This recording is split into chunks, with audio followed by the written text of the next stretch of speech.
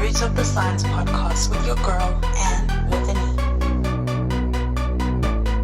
Hello, everyone, and welcome to another episode of the Root of the Science podcast with your girl, Anne with an E.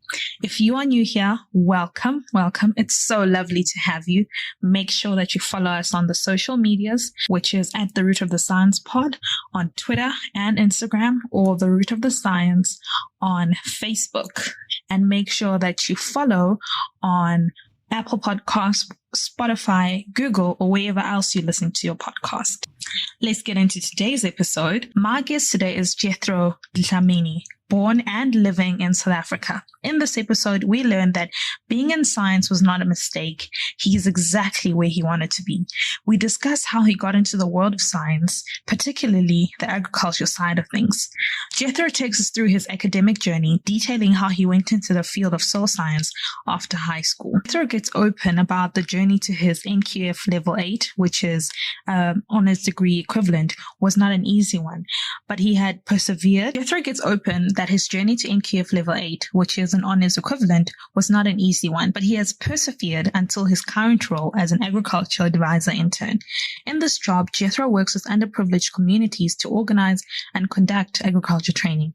We discuss the importance of his job and also talk frankly about a career in the agriculture industry. Tune in as we hear about this and so much more. Let's go. Hi, Jethro. Welcome to the show. Hello, and thank you for inviting me to your podcast. It's an absolute pleasure to have you here, and thank you so much for taking the time to chat with me. So now, before we get started and we get the ball rolling, I think it's important for us to get to know you briefly, right? So give us a brief introduction. Who is Jethro? Where are you currently based? And briefly, what are you currently doing? Oh, okay. Well, I'll start with my name. I'm Sibongiseni Jethro Dlamini. I was born in Pietermaritzburg. I still stay in Pietermaritzburg. I'm actually from a place called Swaimani, but then again, urbanization happened. I went to Panorama Primary School and finished my matric at Zake Agricultural College. I studied at the University of KwaZulu-Natal, Pietermaritzburg campus, where I pursued my Bachelor of Science in Agriculture, the honors equivalent degree. And I think it will be fair for those who know me to mention that it's an NQF level 8 degree. Yes. Okay, wait. For those who don't know, quickly brief us who might not know what NQF even means. What does NQF mean, and why do you shout it out so boldly? Well, it's according to the National Qualifications Framework. We have diplomas which are NQF level 6. There's bachelor's degree, NQF level 7. Honors or honors equivalent degree, NQF level 8. Master's degree, NQF level 9, and PhD, NQF level 10.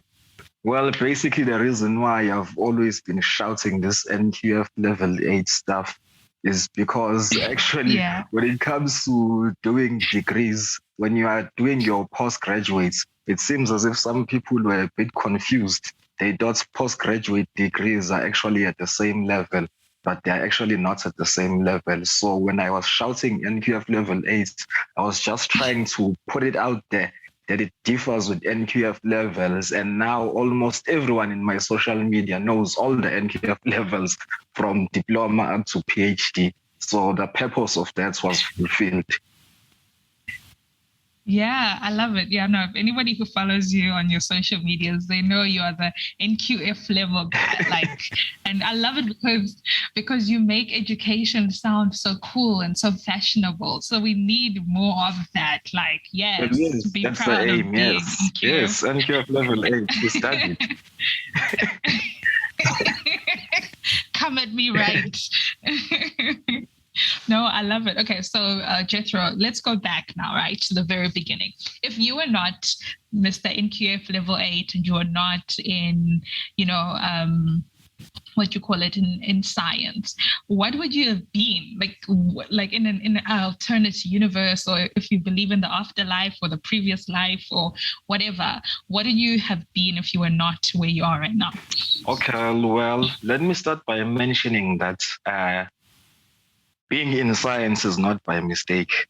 I'm actually where I was supposed to be. I'm actually where I'm passionate to be. But I think if it wasn't science, I think I'd be pursuing something in politics, because I'm really interested in politics, African politics. Usually in my free time or when I get a chance, I do some research. I read about African politics, or I watch something or documentaries about African politics. So yeah, I think if it wasn't science, it was going to be politics. Oh, I love that, because you are very vocal, and I can actually see that, coming through. Okay, so you mentioned that science for you was not a mistake. You are right where you want to be, which is brilliant, because speaking personally, I don't know, I think for me it just happened. So what were those influences that you knew from a young age that this is a field that you want to get into? Okay, I'll be honest. My parents whispered it to my ear. But it was in agriculture which they whispered. They whispered either engineering or medicine. So when I was young, in primary school, when you asked what do you want to be when you grow up, I always said I wanted to be a doctor, a medical doctor. It later changed for a year to an engineer. But when I actually grew older, I decided to pursue something in agriculture because I come from a rural background. Usually when I was growing up, I'd usually go to my grandmother's place in Olweni Mission, where she used to plant, and I'd always assist her with planting. And I've always been fascinated with the agriculture. And at our home, we've always had a household garden, and I've always been hands-on on the garden. And the fact that I'd plant something from a small seedling up to a whole big crop, which we would cook and eat for supper, was very, very interesting for me. I think that's what drew me closer to agriculture. Decided to go to an agricultural college just to confirm whether I'm really interested in this agriculture. And there we study during the day, and during the afternoons and weekends, we'd have agricultural practicals. And it was physically draining, but I enjoyed. And that's when I actually confirmed that I'm interested in agriculture. Even when I was applying for university, there were 5 options on our CAO. All of those options were agricultural. There was nothing besides the agricultural field. Wow, that's really interesting. And it's quite cool that, from the beginning, it really cements the idea that this is where you are meant to be. The fact that you had your grandmother's influences, the fact that you grew up in an area where farming was a norm, and then you went into the secondary or college sort of setting where this is what you are doing. And it was a nice preparation to get you into university, right? So then how do you then decide that soil science is a degree? Did you even know that is a thing? Because how do you then get exposed into deciding that you want to do soil science? No, I knew that soil science was a thing. And the reason why I decided to pursue a degree in soil science is because, when it comes to agriculture, everything comes from the ground. Everything starts from the ground. Even on animal production, pastures or wherever animals feed, it grows from the ground. And when you're planting crops for human consumption, it all comes from the ground. That's why I decided to pursue a career in soil science. And I knew that doing a BSc Agric in soil science doesn't only focus on soil science as a science, but on soil science as an agricultural science, because there's crop science involved. So I felt that if I do this Bachelor of Science in Agriculture, I will be equipped a lot when it comes to soil and crop science. Basically, it was more agronomic than just purely scientific. Quite interesting. Okay, so when you got into varsity now, the transition from college into a university setting, was that easy? Was it a nice blend because you had already been doing agriculture? So then when you went into the first year program, for example, was it, dare I say, plain sailing because you were already exposed to this type of stuff? Not really. It wasn't easy at all. I didn't study any agriculture during my first year. It was just pure science modules. Oh, yes. Biology, chemistry, physics, maths, statistics. So it wasn't easy. And it wasn't easy. So how did you, so how did you overcome that? Because I know you mentioned that you even failed some modules, right? Before you got to doing the actual agricultural stuff. I think because that only happens in your second year or second semester. I can't remember when you really get into the in-depth of your agricultural modules. Did that kind of help you to become better as you go forward? Oh, okay. Well, basically what happened in my first year, I was coming from high school from being an A student. I matriculated with 4 A's. When I got to university, my first test was chemistry and I got about 30-something%. It wasn't a nice change. And during my first semester, I failed biology. Second semester, I also failed biology again, and I failed statistics, and my academic standing changed from green to orange and risk. And when I was registering for the following year, I had this academic hold. I needed to go for counseling first before I could be registered. But then again, what I actually spoke with my parents, and my parents asked me, do you still want to continue with this degree or not? And I told them that, no, I'm still passionate about agriculture. I'll continue with the degree. I just saw what happened and I will change what happened. In high school, for me, the more time I spent studying, the more I would pass. That was just basically how I made it through high school.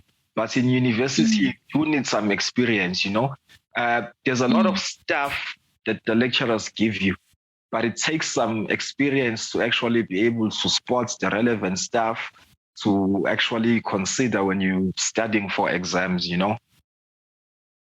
So that experience from first year taught me how to go about my studies moving forward. And after first year, I never ever failed again. And my degree went, I won't say smoothly, but it went okay up to finishing it. Wow, congratulations. And I think you touch on something so important that hopefully somebody who is in undergraduate level or in first year level can take away and learn from that. Going from, high school or college or secondary school and coming to that university setting, it's like you're a fish out of water. Even the smartest people fail and they go through a lot of stuff. I also say that I failed in my first year, and that failure teaches you like, oh hell no, I am not gonna do this again. And it really just and I like the fact that you said that your parents were like, is this something that you want to do? So kudos to your parents for having that straight talk and being that support for you. And it really, just because you failed this one particular point, because I'm sure at that point it felt like this is the worst thing in the world that could have happened to you, right? I've never ever faced something like that in my life. Or well, at that time, I had never. Yeah. Yeah. And you think the world is ending and this is it. And it's like you were in my brain. No, because I know that feeling. I know that feeling so well, because like you said, that when you haven't failed before, it's really hard to accept it and then to sort of pick up yourself. And I mean, look at you now. Like you said that your degree went okay, and here you are now, and you are employed. You are an agriculture advisor for the Department of Agriculture, which is in the government. So congratulations. I mean, if that's not inspiring, I mean, come on, let's just have a moment for that. Because That's really, really something that it's sort of come full circle. So would you mind telling us what you do, what your role as an agriculture advisor, what it entails? Oh, okay. Intern agricultural advice. Yes. My bad, intern. But then I'm speaking it into existence. Intern is just I receive. Yes. Okay. Yeah, well, yeah. ahead. No, it's a very, very interesting experience, I must say, and it's an experience which I've been enjoying because, as like I told you, the influences that led me into agriculture were rural agricultural production or rural agricultural smallholder type of agricultural production. So with the departments of agriculture and rural development, they are quite obsessed with empowering smallholder farmers. They empower, yes, both commercial farmers and smallholder farmers. But, there's quite a lot that's being done with smallholder farmers. Commercial farmers are usually actually equipped with finances, equipment, with resources and knowledge. When it comes to smallholder farmers, previously disadvantaged farmers, they only have indigenous knowledge. They don't have funds. They don't have this scientific knowledge which we studied for, which we bring to them. So it's quite interesting to put my skills into action and actually assisting smallholder farmers. And I'm actually obsessed with local economic development. When it comes to agriculture, if you're working for a big commercial company, it's fine. What you do goes to those numbers, those national numbers. But when you are actually dealing with smallholder farmers, you are assisting people which you can see.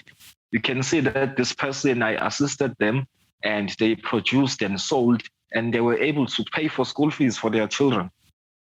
You actually see what they do. You see them renovating their houses if they want to renovate their houses. So it's a nice experience. It's a nice hands-on experience, and you get to see the results of how you assist. Yeah, so you kind of see the human element. Well, I don't want to say the human element, but you see the works of your hands, sort of seeing it live. Yes, which is, yes. That's beautiful. That's beautiful. So what sort of activities do you assist these communities with as the Department of Agriculture? What do they do? Well, it's agricultural extension and advisory services. They provide trainings, agricultural trainings. They render agricultural advice, like they advise you when you have a farm in terms of your production plan. They assist you with funding if it's approved. They also assist you with providing a market for you if you require that. Well, it all depends on what the farmer requires. They even assist with machineries and implements with farmers who actually applied for it and it was approved. They even fence their farms. So there's quite a lot the department does. That's great. You mentioned that in the beginning that you said that when you do this type of work, you get to sort of apply the scientific knowledge that you learned in university with the farmers. But I think this is a double-edged question. First, are the farmers receptive to these scientific or new innovative ways that you might have come in? And how do you also learn from them? Because I'm sure they've got methods that have been, indigenous knowledge. So how do you balance the two, the science and the indigenous knowledge, when you advise and work with these smallholder farmers? I was hoping your question would go along those lines. Well, the second part is very important because with some farmers, we actually just assist with equipment if we need to assist with equipment, and we don't assist in their production plans. And we just go there and actually learn from them how to produce. A lot of these farmers know how to produce. With some of them, you do assist here and there. Some of them just know. And yes, they are receptive. Well, before you actually advise them on how to conduct their production, you look at their production, their already existing production plan first. Some of them have no problems, and in some where there are problems here and there, you just point them out, and farmers are receptive to that. But it's not like they don't know anything at all. Their indigenous knowledge is very important. They've been producing, and we are just assisting in boosting up the production, because the main aim of the farmer is to generate profits as maximum as they can. And I think sometimes that's where the big difference, I mean, I'm saying this because I also am in agriculture, where you see the big differences in terms of the commercial and your smallholder farmers. It's not that they're not able to, it's not that they don't have the knowledge, because if you think about it, in terms of these commercial farms, it's these smallholder farmers who work as laborers who are actually doing the work. It's just that maybe at a commercial level, they have the machinery, they have the land, the huge spaces of land, the production, the connections and networks. So I think it's always really important to note that when working with smallholder farmers, it's not like that they don't know, and that's why they're not producing high quality. So I really like the fact that you say that you come in there and you're like, actually, let's learn from you, because you've been doing this for so long. If we can help you with equipment, then great. But we're not coming in to say that what you're doing doesn't work and you should follow our way, because these people, like you said, they've been into agriculture from, I don't know from when. They've been practicing agriculture, so their indigenous knowledge is quite relevant. Where we step in mostly is when it comes to management, business management. That's where we step in mostly, because working a farm for 10 years as a laborer doesn't really equip you with skills for managing the farm. There's more that goes into managing the farm than just what you do as a laborer. So that's where we get in, filling the gaps. Oh, okay. No, I understand. As we're wrapping up, Jethro, you are young, you are young person, and I don't know if you saw the news recently where they were saying that the youth unemployment rate is going up, I think at 34%, somewhere around there, which is pretty high in South Africa.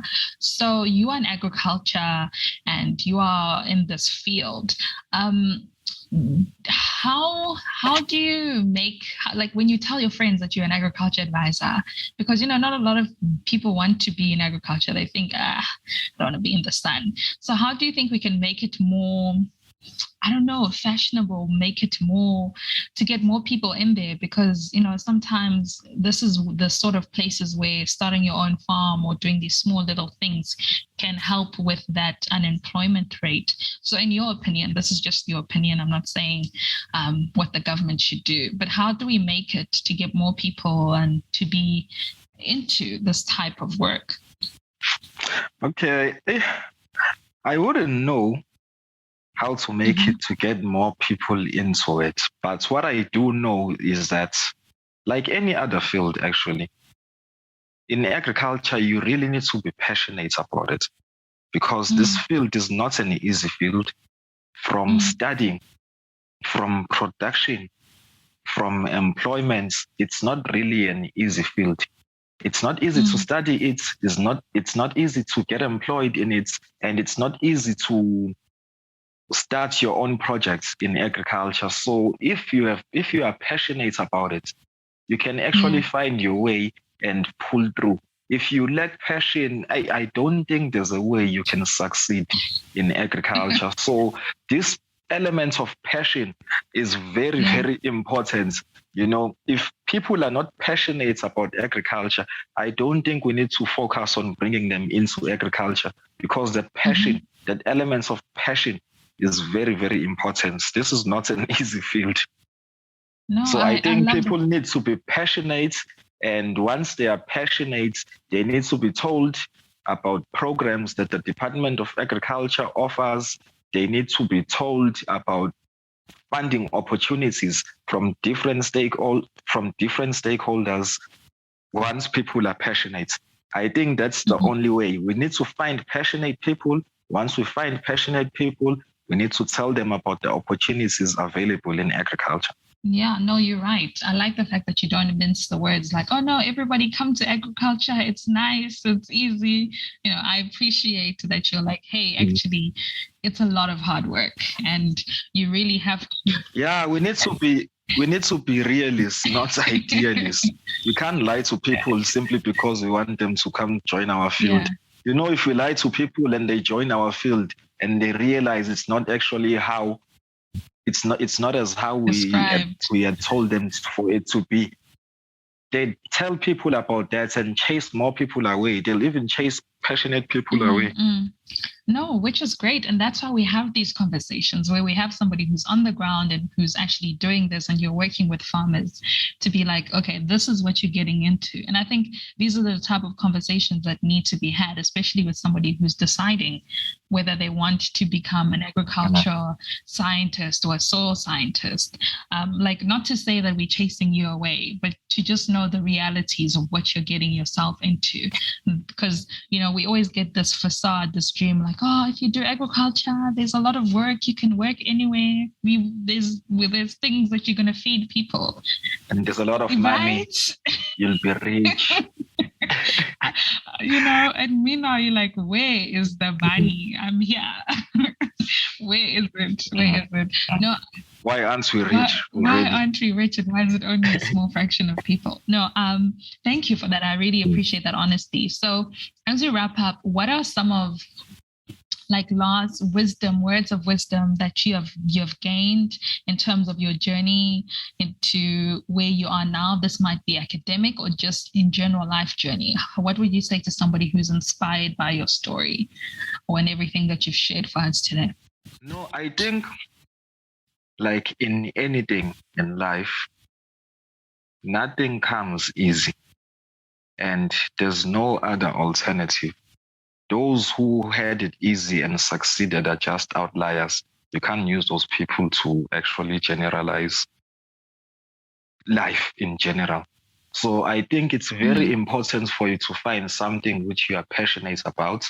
Once you found something which you are passionate about, try to make an assessment to actually confirm if you can really, really pursue that field or if you can really pursue whatever that is. Once you've confirmed that you can pursue it, try by all means to be patient. Try by all means to persevere, because the journey for you from being just a person to being the person which you want to be is not smooth.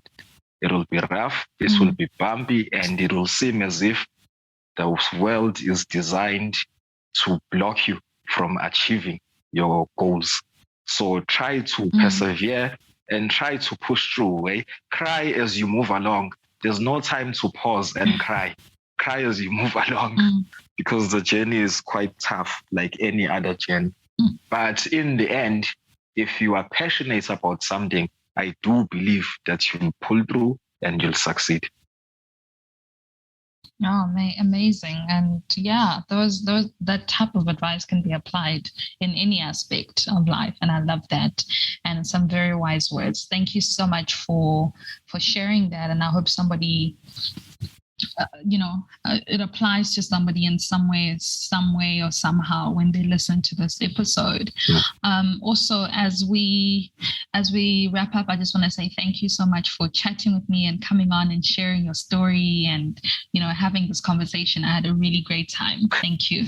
Thank you so much for having me. Thank you so much for giving me the opportunity of just sharing my story. Eh? I didn't realize that I needed to share my story so much, and I feel so good after having this interview with you. So Thank you. Oh, I'm so glad. I'm so glad. Yeah, know your story. Sometimes you think it's such a personal thing, or but when you share and somebody's like, "Oh my word, Jethro, what? He failed too," and you just you can be like, "And he's here." Yeah, I think it's really, really important to say how you got here and to explain. Yes, there's something I forgot to mention, eh? There's something I usually told people while I was doing my undergraduates, and my friends would laugh at me when I say this. I'd say, for me, I'm glad I failed at the beginning, because it seems like the people who failed in between or towards the end struggle even more. If someone wants to give up, tell them about me. Tell them about how I failed, and they should look at where I am now. Wow. Yeah. Oh man, goosebumps. That gave me goosebumps. Yes, they should. Yeah. They should. And I mean, this is an example, just this conversation that we had. So thank you. And to everybody else who's listening, thank you so much for tuning in to this episode. Until next time, with your girl and with an E, goodbye.